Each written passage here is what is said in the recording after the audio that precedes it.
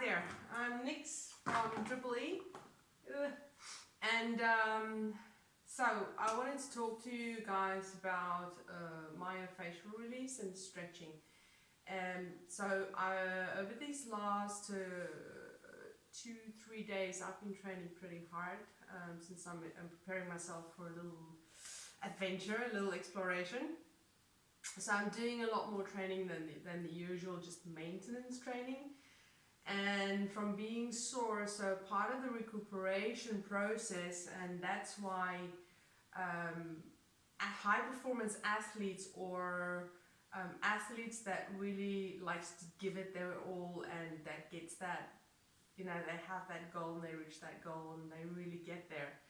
The reason why they can actually perform and why they have endurance is because when they have their resting days, they don't actually just watch TV and eat what they want.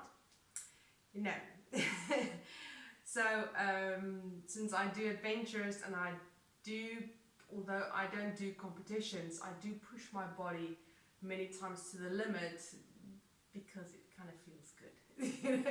It's kind of addictive at one point.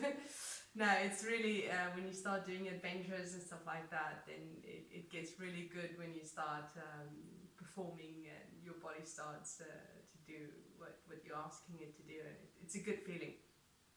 But the only way that you can actually get there, and this is a very consistent training that you should do, or that we all should do, is focusing on the resting days. They are very important. So maybe you do 2 intensive days, like Saturday, for instance. Today is Monday, yeah, so Saturday I did a double training. I went for a run in the morning and then I went for a 2-hour paddle. And then yesterday I did 2 training sessions, at-home sessions. So I'm going to talk to you about the tools we can use for myofascial release. I have my toys over here. So this is a good one. This is a favorite of mine, the roller, and it has like kind of spiky foam edges. They're not hard. They are hard-ish, but they do suppress, and they do give a little bit. Okay. So the one good thing about myofascial release is that you have all the power and you can give as much as you need to give. Right, so I'm going to use the roller as an example today because I really need to release my quads and my T-band, my sides, and a little bit the glutes as well. So I'll give you a little short tutorial on that, on how to use it if you have it at home. If you have, don't have my normal foam roller here. If you have the normal long foam rollers, you can use it the same as this one. This one just hurts more. Yeah. So that's one of them. I also have this half foam roller, which gives a little bit, but it doesn't have any spikies. Okay, and this is good for your head if you suffer from migraines or headaches or a sore neck. This is a good one to use, but I'll show you how to use that. And I do give online classes, and I use this little buddy of mine in there. And this is great as well, also for your upper back, your lower back. Awesome little tool. Then I also have some of my favorites, and I also, the online sessions are also for these. I do myofascial online sessions, and I have my magic balls. So yeah, so I have a couple of these balls out here, and these guys, they are multiple uses. So they're not the big ones. I know you get the big ones with the bigger spikes. The big ones with the bigger spikes, I find you cannot stay on them too long, and some of them are too soft, so that they actually don't really do what they're supposed to do. I've tried many different ones. I have a massage ball as well. I've forgotten somewhere over there. These are the only ones that really works for me, and I order them from Low Pressure Fitness, where I certified, and I love them. And all of my clients that work with me end up buying them. They don't have to because I do, use them in class, but they love them so much they just want to use them at home. So these are great because you can actually travel with 2 of these and you can do your whole body. You don't need the big foam roller. So you can work your feet, your face, your back. And this is great for your back because you put them in socks. And when you lie on them, so your back would be lying here, your shoulders would be more or less here with these scapulas. And then make sure it's not on the bone, like on your vertebral column. So that your vertebra will be in between the balls, right? And you can put 2 and have them like along your back. And then you just lie on them. That's all you do, literally. So it seems like nothing, but it's a lot of release going on, and your body, you feel quite exhausted afterwards because your body's actually releasing, and it helps also for the immune system because it's releasing toxins. It's helping your body to release the toxins. Okay, so let's work with this buddy. Let's see how much pain I can stand. No, really, it is painful if you're, for instance, if you were training very hard. If you do it regularly, it doesn't hurt that much. So I did it Friday, so maybe it won't be that sore. But obviously I don't do my whole body. I don't have time for my whole body, so I do them in sections. Yesterday I did a lot of squats and quad work and glutes. So today I'm going to focus only on those areas to help them to release that when tomorrow comes, then I can do a different section of my body, and then those areas that will have released and they can relax completely. Okay, so when you do your quads, let's start from the quads. So you're going to have to lie down on top of it. Okay, so I put it down. I'm actually going to show you this way around. So I put it like on the bottom. I'm not on the knee, I'm just behind the knee. Okay, but you can feel it anyway. You can feel, I don't do this on joints at all. I don't do this on bone. It's not going to actually do anything on bone. But yeah, I try to focus on muscle, and we do it very slow. I know there's people that think that if you rub hard and if you stay a long time in one place, actually I wouldn't recommend staying for too long in one place. Okay, so basically I just chuck it down there, and I put my bent knee, I can feel it's just behind my knee. And let's see if I go that way. And I just rest my leg on it, and I would like very slowly move back, try and keep my back straight, and then just so that my other leg I use as support, and I just very slowly move back until I feel a spot that's painful and sore, and then I kind of stay there. Now, another thing that's very important, you can do it just like this, like on days that I am just too tired to do too much, I just do this. But ideally, we should do breathing exercises with this as well. So I have a little bit of a sore spot at the moment, and consciously actually concentrating on that spot and actually mentally allowing it to release many times works for me. So I would actually tell it consciously in my mind, let go, and like it just happened now. And it just literally, the muscle relaxes just a little bit. Maybe the pain doesn't go away immediately, the onset muscle soreness, but it does. I can feel there's like a release going on. That's what I call it. It's the sensation that I get. So I try, when I do the breathing exercises, I breathe in deep. I hold it for a second, and then I breathe out, and then I think, breathing out, release. And again, breathe in, and release. And then I move again a little bit. So I don't stay too long in one place. That's not good either, because you're actually putting pressure on there and cutting off the circulation. You might think the pain's going away, maybe you're cutting off the circulation. So we're trying to get the blood flow going. You should feel your muscles are quite warm afterwards as well. So there's another tight spot I can feel there. Breathe in and out, and breathe in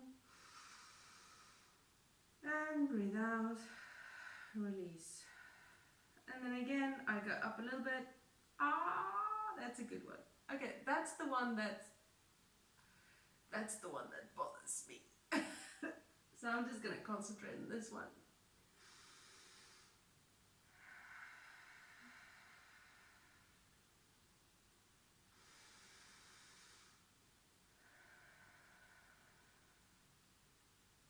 Okay, so you can move until you have no more space, and then I kind of creep up like that, and then I creep up from the top to the bottom. Okay, so I don't stay too long on the same space, and I can feel the where I've just been, just that little bit. It's pretty warm. So that's a good sign.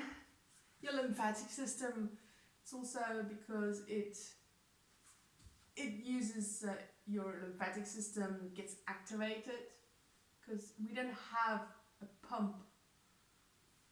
There is a gland, lymphatic gland, and that's why it's so important to breathe, because the lymphatic gland is actually right by your diaphragm, where your diaphragm attaches. Just below it is the lymphatic gland. It's like a miniature heart, kind of, sort of. Looks like a little pump. And it doesn't pump on its own. That's why a lot of women, me included, we have cellulite that actually hurts. And that's because the lymphatic system doesn't drain very well. It could be not from a bad lifestyle, but it could be from taking lots of medication. It could be just because your body doesn't release toxins as well as another person's body does, you know. So this is a good way also, and if you do it on a regular basis with the breathing exercises. Now when you breathe, you're actually using your diaphragm, not normal breathing, but deep breathing, like what I've just done now. I was activating that gland, and that's why the heat also comes there, because the lymphatic vessels, lymph vessels, are being activated from the rolling, so it helps toxins to be released. Plus, the breathing is actually activating the lymphatic gland. Now, when it activates the lymphatic gland, then it's pumping. So, double action there. So, I'm going to look for a spot again. And I have one right there. So I'm going to breathe again.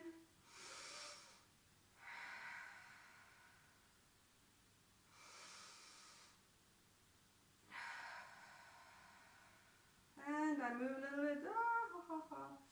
Now when it's very sore, to roll over a sore spot, do it very, very, very, very slowly. And if you need to, and you feel you need to take some weight off, it shouldn't be too sore. So if it's too sore, we could be making it worse. So that is up to every single person. So a little bit of pain is okay. I just now, I had to take off a little bit of weight and move very slowly, which is the best option then. We're taking care of ourselves now, and we're not pushing it. Again, breathe in. And breathe in.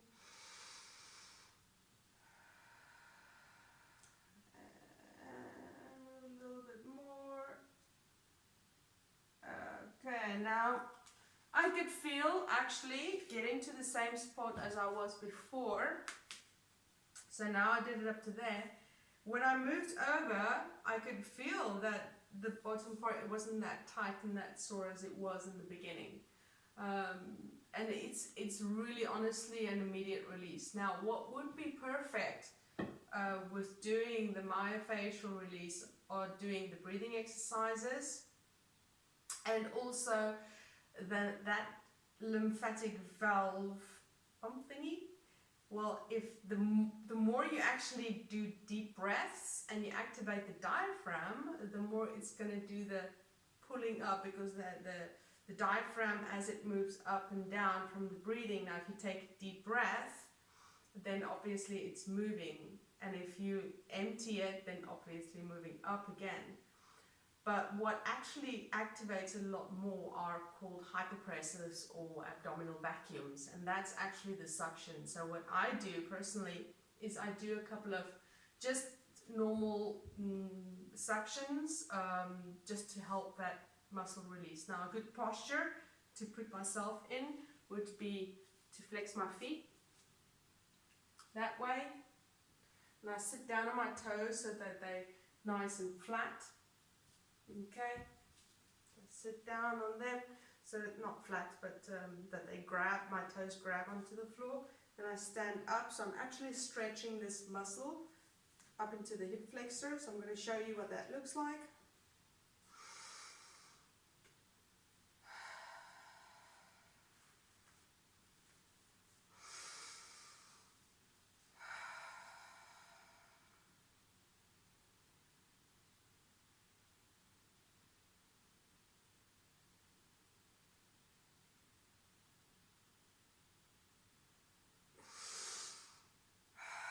Now what I did there with my arms is I pulled them away so I can create space to breathe even deeper.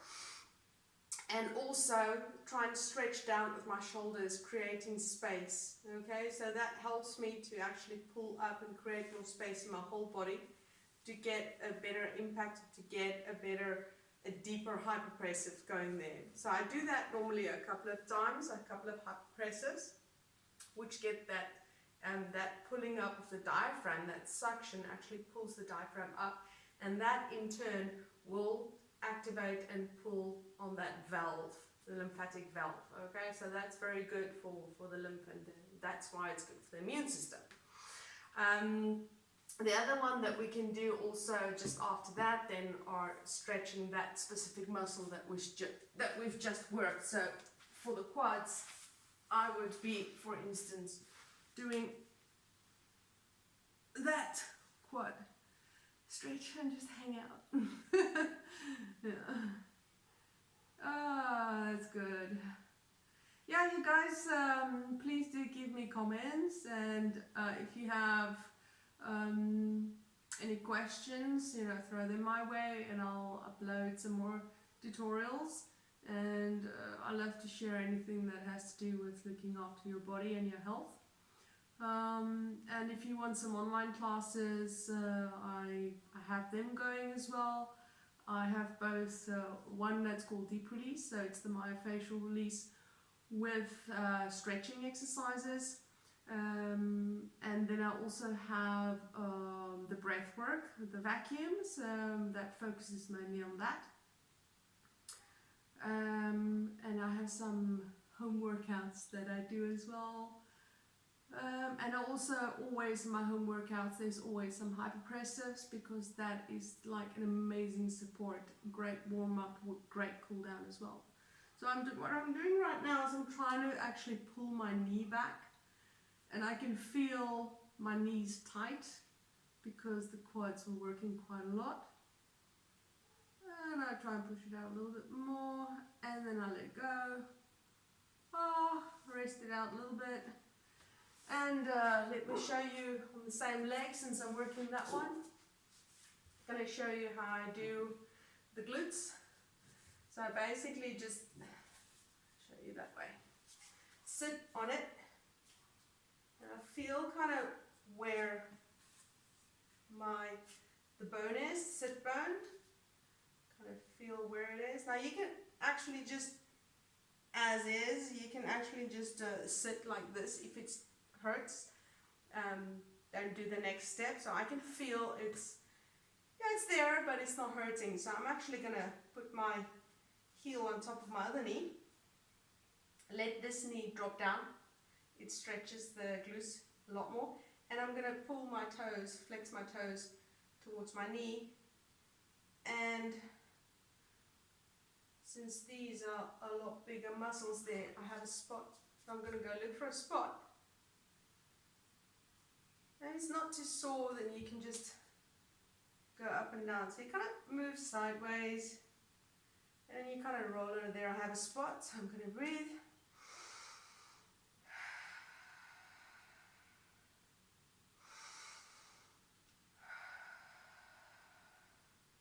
And go down a little bit. Oh, there's a good one. Yeah, that's a good one. Okay, and again.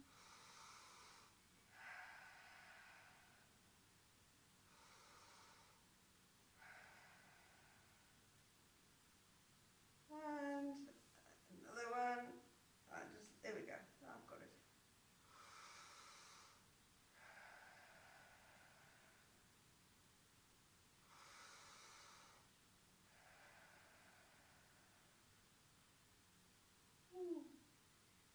That one hurts a little bit.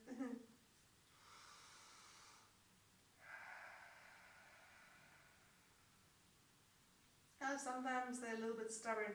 One thing I do try and do when I'm sitting here is I move very small movements, especially if there's a sore spot. I try to move very slow, very small movements, and also try and keep your back straight, especially when you're tired. I know it's hard, but it is quite important as a support, and also to put the right amount of pressure on the area that you're working. Okay. You actually move down quite a lot and go up to the upper glutes. And so I'm not actually on my back completely. I'm just where the glutes attaches in the top. I'm right there. You can move to your side, play around a little bit. Ooh. Okay. That's for your glutes. Now, to stretch your glutes, a good thing that you can do. Now for some of you this might be a little bit tight. I would say just try it. If you need to get onto a block, this one, or if you don't need that much, you can use that one. So I'll show you with the block, because many people, I used to be one of them, not anymore, because I do tend on using a block. Especially when you're tired, you think you're sitting straight, and we're not sitting straight, we slump a little bit. So to have try and get that arch in your back and really sit in the sit bones, it just makes your stretching so much easier to use the block. And the more correct we do it, well, the better the advantage is, and the better we can give again after that. So I would really recommend you guys, they're not expensive, just get yourself a block, and don't be ashamed to sit on it just because you can't have your back straight. And being straight doesn't mean like a plank, it means having the natural curvature in your back. That is actually straight. Okay, so I'm gonna sit in the block, and I have that natural curvature. I'll show you from the side actually. So a lot of people think that sitting straight is this, but actually I'm slumping a little bit forward. So sitting straight would actually be this. Now overarching is this, but this is straight. So everybody's back has that natural curvature, like a little flow that has going, right? So that's what we want. We want that natural little curvature. And as soon as you feel like you need to slump forward a little bit, then get your block. Okay? So I'm going to take it out now because I did loosen up my back. And for this one, yeah, I'm going to do it this way. So the same leg that we've been just releasing, the glutes. So I'm going to put this one down on the floor in front of me now. Be very careful that it's not too in. It's like a triangle shape, so it must be a little bit outwards.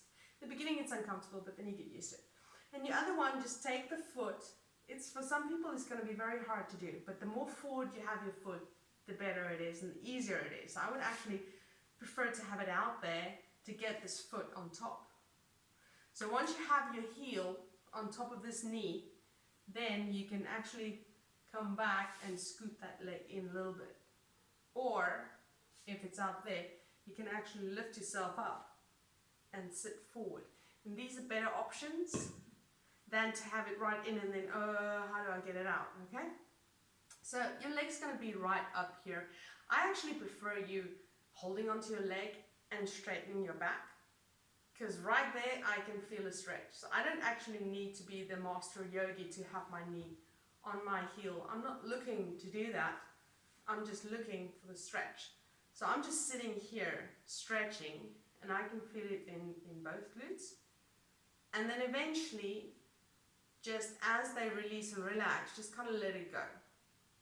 And then I can feel, okay, yeah, now that's getting hard. Now if you sit on the block, it might be a little bit easier, because you do have that lift that makes it easier on your glutes. So I'm looking for a deep stretch, so I'll be going with this one. Okay. And then from here, pull your toes again, flex them to each other. And first I'm going to lean over to one side. So I'm actually opening up my whole side as well. Lean over to one side and have this hand there as support. Breathe in and out. And then go over to the other side. Now the reason why we're actually doing a big arch like this is not, again, I'm not a master yogi at all. I do a bit of yoga for myself, but it adds weight. That's why we do it, and quite a lot. And that's why I'm stretching out to my full potential, because the more I actually look at what happens to the body, the more I push my hand out, the more weight I'm placing, and the more I can feel that stretch in my lower back. I can feel it in the side, and it's going right down to the glutes. And that's what we want. It's all connected, and that's what we're looking for. And then come back up, and then from here, if you can, if you're on the block, this is going to be easier. So if you can, go forward, and just kind of put your weight forward without slouching, try and keep your back straight. And then try and hold on to the floor, and it's actually, I do this to push my chest up, because then I get, even a deeper stretch, yeah. Try and explain to me the sounds that you make while you're doing this. That would be interesting to write them down, like a ARRGGH or something like that. That'd be fun. We could all share our sound spelling. Yeah, mine would be like GUAAAAH, something like that. And then kind of try and creep forward, and every single time try and arch your back a little bit. Okay, that was like a I. Sound, I don't know. And then slowly come back up, take your legs off, and sit back and shake them out just a little bit to have that. I can feel such a difference between these two legs. It's insane. Seriously, it's insane. I'm not lying. Okay, last thing that we're going to do, because we've just stretched, and I have actually stretched the side a little bit as well. So I'm just going to go onto my side. Yeah, I'm fear creeping up, because this one is quite sore actually. I wonder why I'm never on the mat. I'm like always off the mat. I don't know. Don't ask.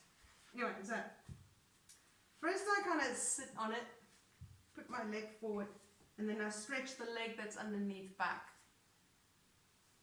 And I try and kind of relax about it all. So my weight's on this leg and on this arm. And then you roll up a little bit, try not to go on the bone, and then I kind of, so I try to start from the top, and then I, there we go, got it.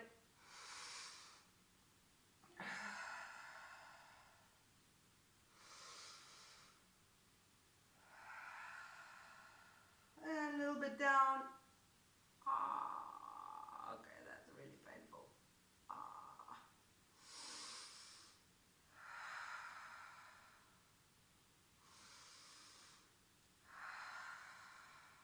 Okay, now get up a little bit, and then I do from the bottom. So I did this part, and now I'm going to do that part.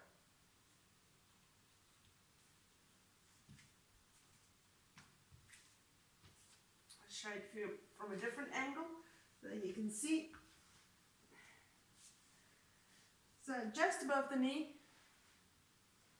and I try and relax that leg completely. Oh, there we go.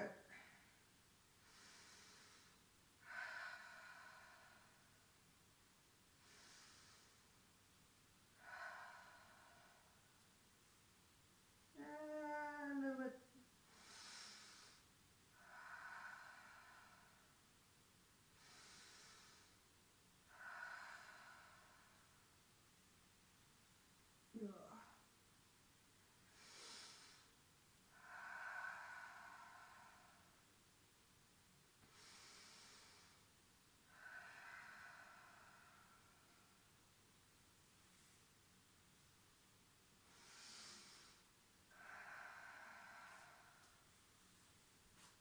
And I drop down. Oh wow. Oh wow, that is amazing. I can feel the leg is like on fire. It's heated up. So yeah, guys, give me a like. Get yourself one of these, or just get a normal foam roller. Those are good as well. Just a normal one at your local sports shop, that would be great. And if you guys need some help, you can always send me a picture of what you have, and I can try and direct you, or I can make another tutorial. I'd be very happy to. Yeah, give me that like and a comment, and let's keep that rolling going. Loosen up. Bye.